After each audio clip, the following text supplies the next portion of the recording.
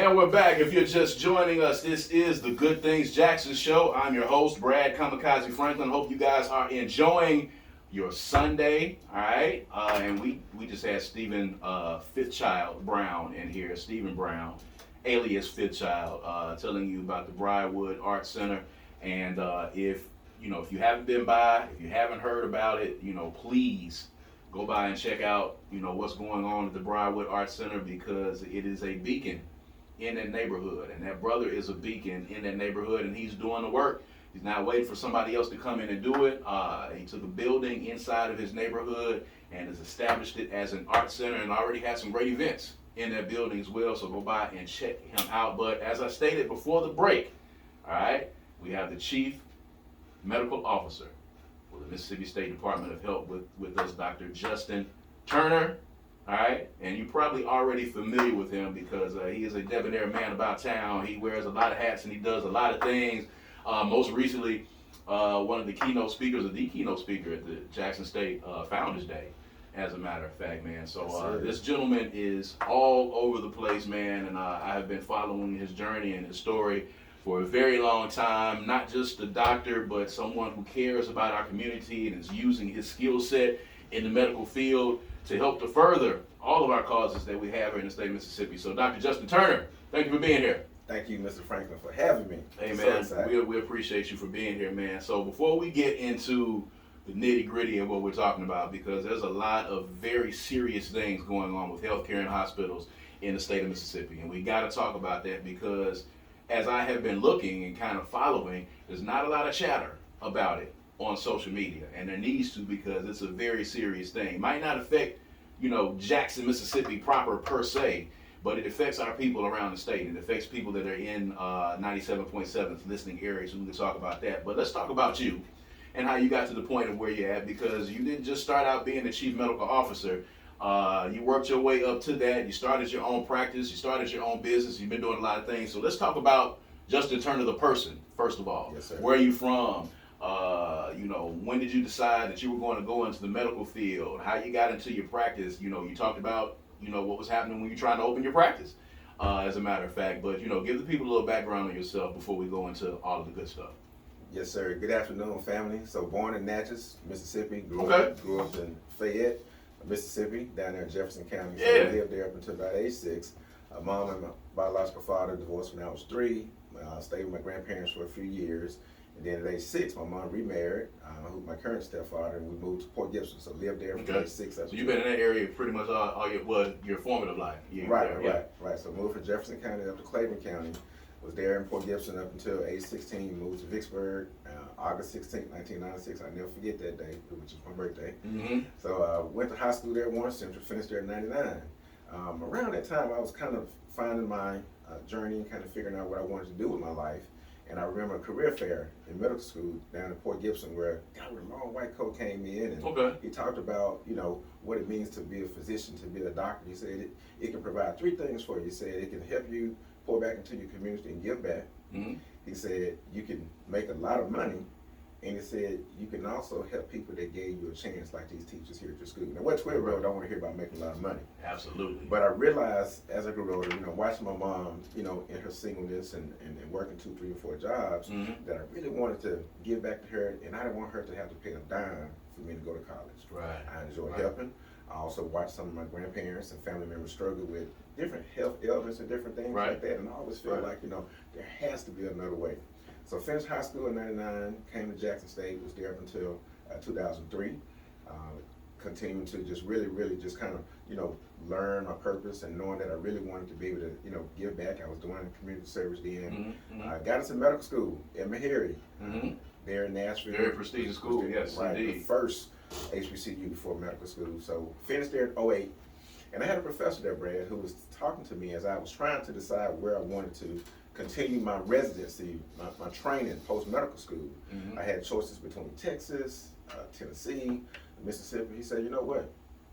He said, Justin, the person that I know, those people in Mississippi would need you the most. Absolutely. You can go anywhere. Absolutely. He said, but the people in Mississippi are going to need you the most.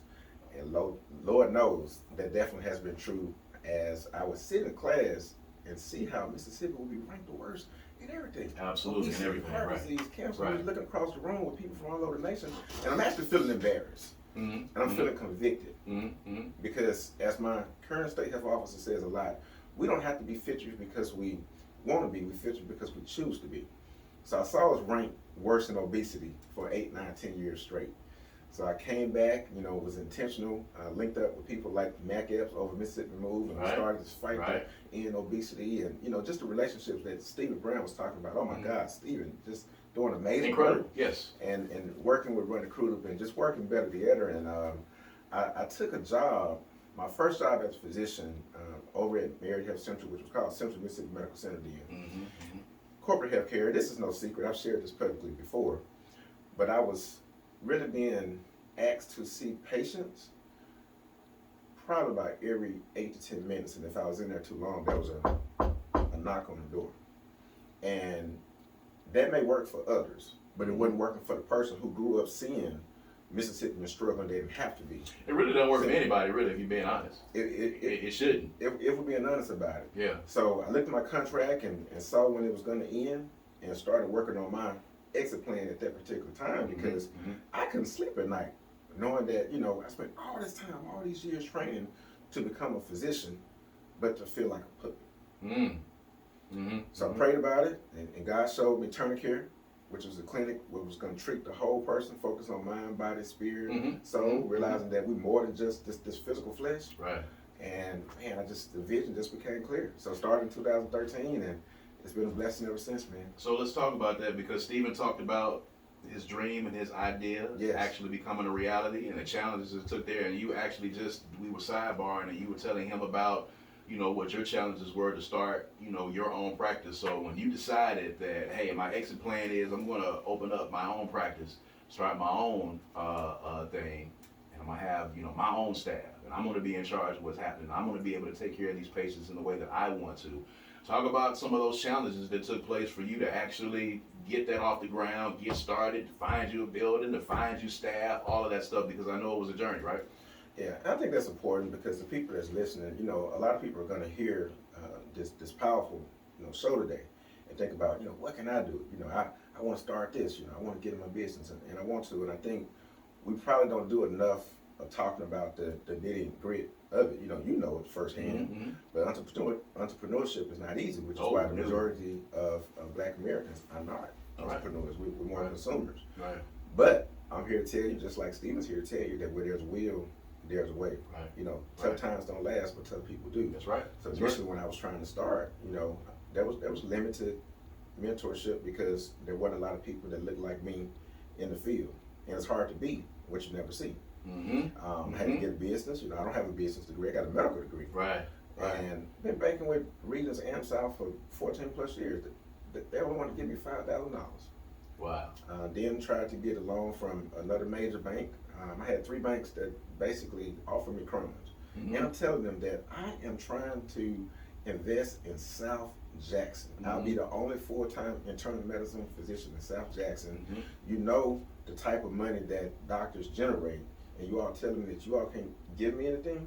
You all telling me that I hadn't shown the earning potential already. Right. So so it eventually took me reaching out to Tony Webb, who's a local banker here. He's a brother, and he's working with a smaller bank, and he was able to help me have the revenue, because basically a lot of the major banks had to get approval from an underwriter, which was not here in Mississippi, which was not over there in South Jackson, seeing those people struggle. Right. So gave me an approval to get the loan that I needed, and man, the rest was history. But listen, it was a Regions foreclosed property. They've been sitting up for 3 years. Sitting up for 3 years. Yes. So I mean, we all know the struggles that people that look like us have going into these banks trying to get these loans, and thankfully, and I know Tony Webb, my classmate from Jackson State University, and he was in a position to be able to help. Relationships are very important. Relationships are currency when you don't have any currency in your pocket. Relationships can get you indoors that money can't. So, what I'm saying, absolutely thankful for Tony Webb putting you in this position to be able to do that. So, just talk about some of the challenges that you had starting your practice, and then we're going to get into some of the heavy stuff, because we definitely got to talk about that. Yeah, so even with that, you have to, you can see all the patients in the world, but that doesn't guarantee that the insurance is going to pay you. And it doesn't guarantee you that they're going to pay you appropriately, which is part of the current healthcare crisis that we have now. So I didn't pay myself for 10 months straight, you know, and as it relates to marketing, you know, I couldn't afford to, you know, pay for commercials and pay for different things. So, you know, I grinded. But I also did what I've always done, like Steve was talking about. I did the work before the logo. I did the work at Jackson State. Jackson State taught me, you know, service is not what you do, it's who you are. That's it. You know, I learned from my home church. You know, people was like, oh, you went to a great medical school. You know, oh, okay, that's why you're a great doctor. And I did go to a great medical school, but it wasn't what I learned in medical school that basically is the reason for my success. It's what I learned in Sunday school. And that you do unto others as you want them to do unto you. Just basic principles that we've gotten away from. We just talk about basic humanity. Like life is not hard. We just make it harder than what it has to be. So applying those basic foundational principles has allowed me to be successful. It also allowed me to work through the adversity, which is unnecessary. I mean, I'm a first generation, you know, physician. I'm the first male in my family to finish college. So, you know, I didn't have the business background. You know, I didn't have the medical experience to know how to, you know, be a physician, to be in those things, but I had a will. And I had a will to just figure it out. And, you know, I hadn't made the most money as a physician, but it was never about making the most money. It was always about mission over money, relationship over revenue, purpose over profit. Purpose over profit. And I was just about to say that, purpose over profit. And a lot of people, if you're listening right now, and of course, if you're just tuning in, we're talking to Chief Medical Officer, Dr. Justin Turner, and we're talking about his journey, the opening up his practice, and understanding that when you're opening a business, that sometimes it takes, you know, 10 months for you. That's the short end. Most people that are entrepreneurs that get into the businesses don't pay themselves for sometimes up to 3-4 years. It can be quite some time. It can be quite some time. So you have to understand a lot of times when you're putting that purpose over profit, in a lot of instances, you know, you're gonna be hustling until that thing starts to turn over for you. That's why you have to really truly be passionate about what it is that you're doing. And I also think it's important to seek mentorship. I talked about this in the keynote speech at Jackson State. And, you know, I think we are entering an era where more people are realizing the need for mentorship. And I think we have more people that are willing to mentor.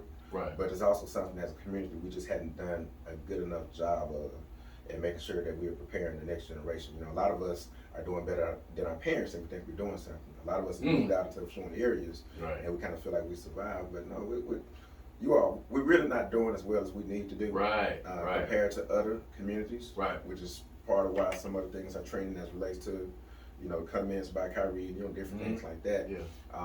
But I don't want us to settle, because if we're not optimizing in our full purpose, then we really not giving God the rent through service, which He's asked us to do while we're here. Exactly.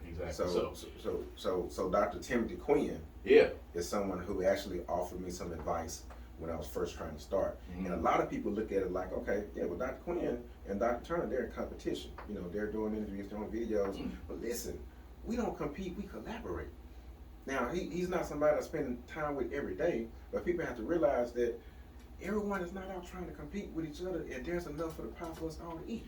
So man, listen, there is enough patients out there for you and him and probably 8-9 other, you know, black doctors out there to get some work. So he helped me to realize that what I was going through was part of the process, which helped me to stay grounded and stay in. I just wanted to point that out, the importance of mentorship. Absolutely, man. So let's talk about what's going on right now, and I think this bears a conversation, and I want you guys who are listening right now, I want you to tune in. I want you to get close to your radio. If you're watching us on Facebook right now, I want you to talk about it's a calamity. It's about to happen. We are in its dire straits. We are in an emergency situation as it relates to health and hospital care for some of our folks in South Jackson's, for our folks in the Delta. They're going to be without emergency care. They're going to be without an emergency room. They're going to be without ambulance service. They're going to be without, you know, hospital access to a hospital. They're going to be without that very, very soon. So talk about that a little bit, and let's talk about why that's so serious. All right, so we need everyone that's listening to understand we are really in the middle of a serious healthcare crisis, maybe the worst that we've been in. Yeah, well, what about COVID, Doc? You know, wasn't a lot of people dying of COVID? Yes, this can be worse than COVID. Yes. If we don't come up with a better solution, and let me explain why. So since 2005, we've had at least 5 major hospitals in Mississippi to close. Mm-hmm. To close. Mm-hmm. And we've heard about layoffs at UMC and different things, but right here in South Jackson, our only major hospital in South Jackson, they've already lost the only burn center that we have in the state. Mm-hmm. They have lost their operating room, which means that if someone from Bolton, Edwards, Utica is having an emergency in the middle of the night and having abdominal pain, and they try to get to Marriott Health Central, which may be the closest for them, if their gallbladder is infected, Mm-hmm. they can't go and have an emergency surgery to get that removed. So it means that they have to get transferred. So we have to pray that there's a bed available at one of the neighbor hospitals. If not, it's possible that the person. Let me stop you right there, Yeah. because I want to make sure that the people who are listening to us right now are understanding what the good doctor is saying. He is saying to you right now, and this is happening now, this is happening in real time. Our neighbors in Bolton and Edwards, Mississippi, and parts of South Jackson, if they have an emergency to happen, if they have a ruptured appendix, spleen, if there's any type of emergency that happens, there is not a medical facility close to them that can help them. They will have to drive to the nearest medical facility and hope that there is a space for them and a bed for them and room for them in that facility's emergency room, or a bed for them in that facility's hospital. And if not, something very tragic can happen in transit. We could lose people driving from Bolton and Edwards and parts of South Jackson. We could lose them in transit trying to come to the nearest hospital. This is a very serious thing, right? Right. So that particular infection can turn into sepsis, which Mm-hmm. warrants an ICU admission, which may warrant being put on a ventilator, and you may not come off it again. Yeah. When if that person had had that surgery, Mm-hmm. 10 minutes prior, it could have saved their life. Same thing with heart attacks, which is Right. heart disease is the number one cause of deaths in Mississippi and Right. in America. Right. But let's talk about Greenville, Florida. So yes, that's over in the Delta. Mm-hmm. But people have to understand this, and I don't care if you have No-Cade, Medicaid, or Blue Cross Blue Shield. So Greenville, Florida, basically is at the threat of losing its hospital there. All right. So UMC and that hospital was working on trying to figure out a solution. Was unable to come up with one. Mm-hmm. They've already lost part of the services they have to offer. So they close by the end of the year, Yeah. which it looks like Yeah. they may do. Yeah. All of those patients in that community, they're gonna have to be seen somewhere. Mm-hmm. So guess what's gonna happen? A lot of them are gonna be transferred to where? To Jackson. So if And people that is from 2 hours away almost. Right. Yeah. And pray that they make it there. Yes. Okay. But if you have all of these places in rural communities having to be transferred to Jackson, that means that the bed that the patient who has United Healthcare, the bed that the patient who has Blue Cross Blue Shield over there at St. Dominguez may not be available. Mm-hmm.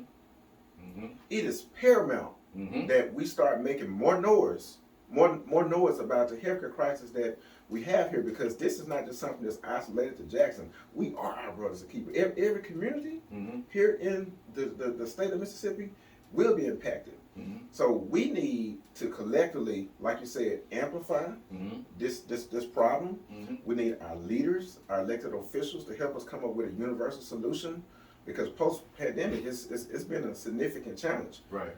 And it's something that we have to, I like to use the phrase shared responsibility. Because here in Mississippi, you got 2 extreme sides on the political aisle, Mm-hmm. and there's a lot of pointing fingers. And when you Mhm. point your finger, 3 are coming back. Absolutely. But the truth usually is somewhere in the middle. Right. So there may be some different things that the hospitals can do from management side, and they were faced with significant challenges. You had nurses who left the state for higher paying jobs, for temporary, Mhm. positions that paid them Right. well, but it came back to Mississippi. Right. Basically, they're not trying to come back and take a pay cut. That's right. So Marriott Health Central was in the hole for $19 million last year. Right. So that's a real issue. And people, you got to understand, Doc, a lot of these people don't understand these hospitals.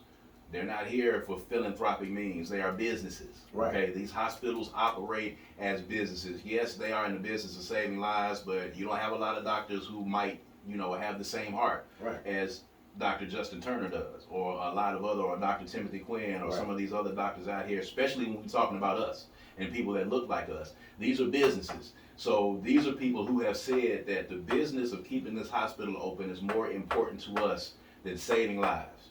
And we're willing to let people have to drive 2 hours with their life on the line, other than keeping this hospital open or figuring out a way through our legislature or what have you to be able to keep these facilities open. Right. So, and you know, this is not something popular to talk about, but I'm going to talk about it because you know. Please do.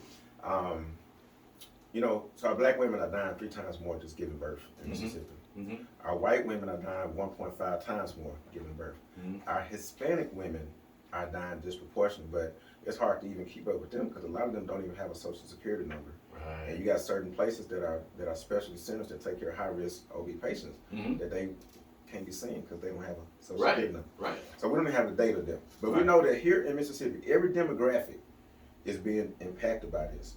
So you cut back labor and delivery services, then of course we're going to be impacted.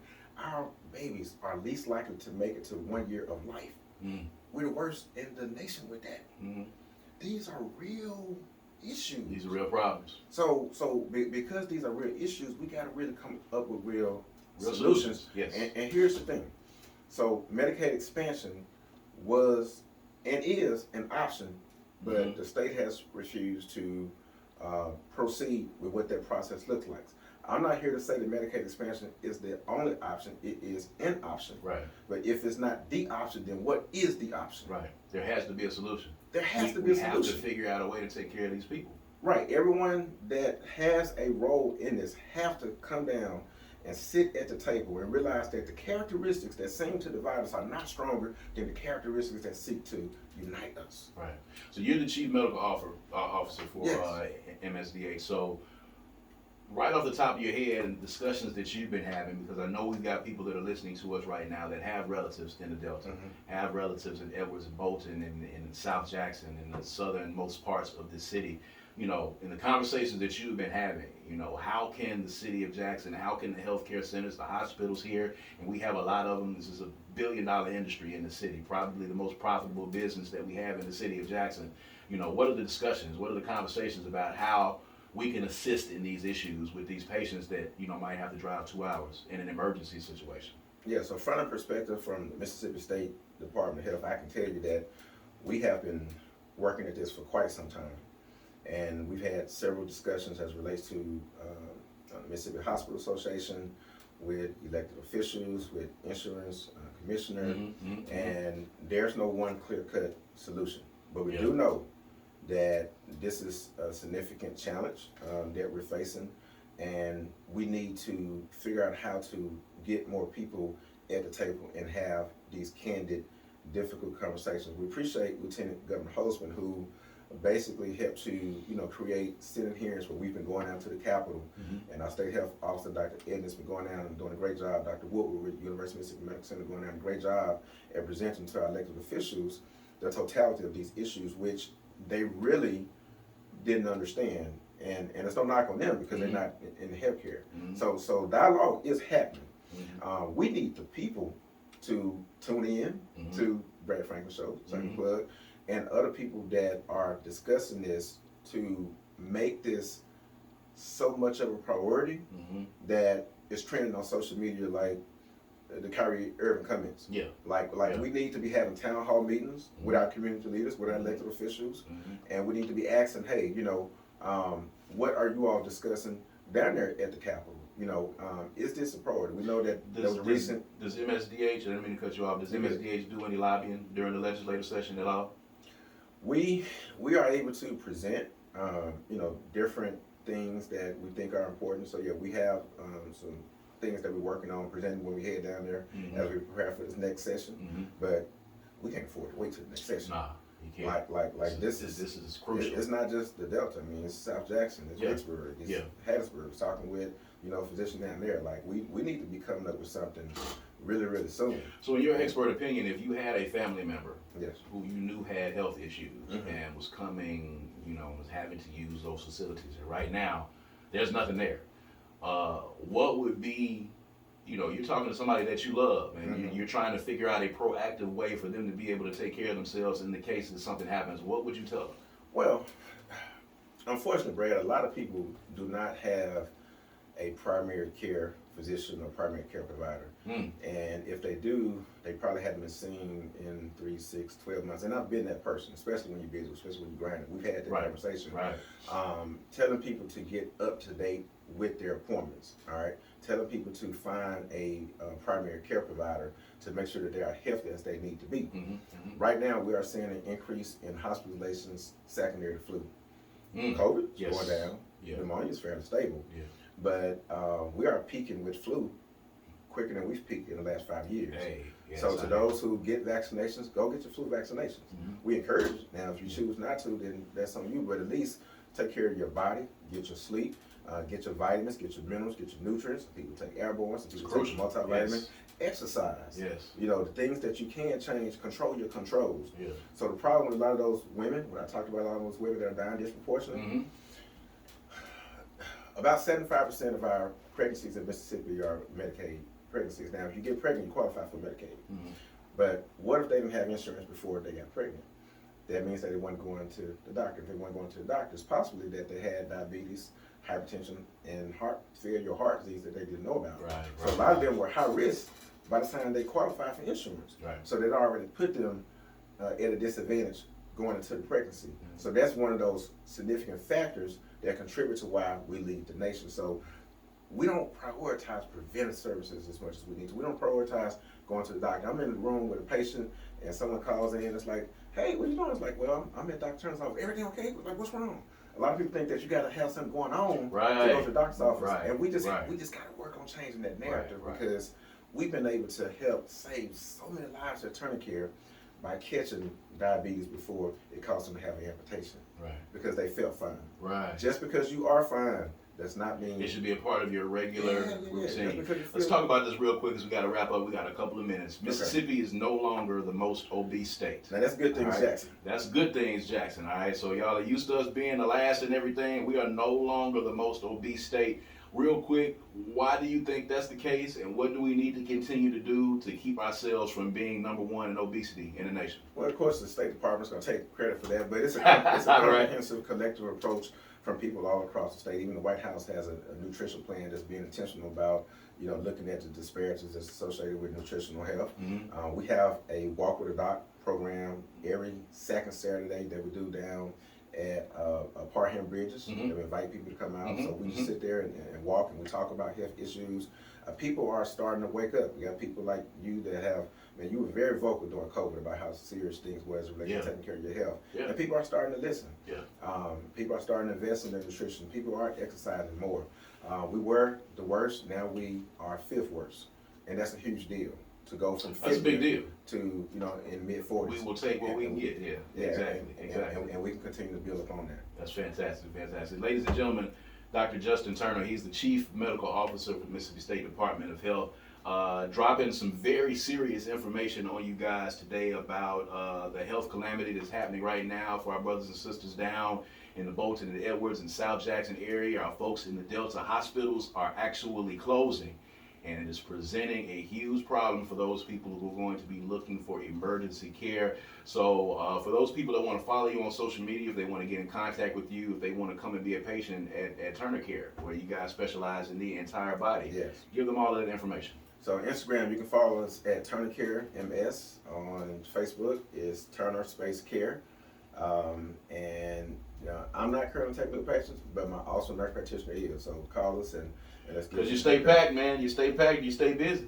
You got a lot going on, man, but it's a good problem to have. Yeah, I heard no one likes to eat at the empty restaurant. There you go. That's it, man. Dr. Justin Turner, man, I want to thank him, and I want to thank Stephen Brown for joining us on the Good Things Jackson Show, where we talk about all the good things, the positive things, the proactive things that are happening in the city of Jackson, man. We're going to see you guys on next Sunday, all right? 2 o'clock p.m. live right here on WRBJ 97.7. Enjoy the rest of your weekend. Peace.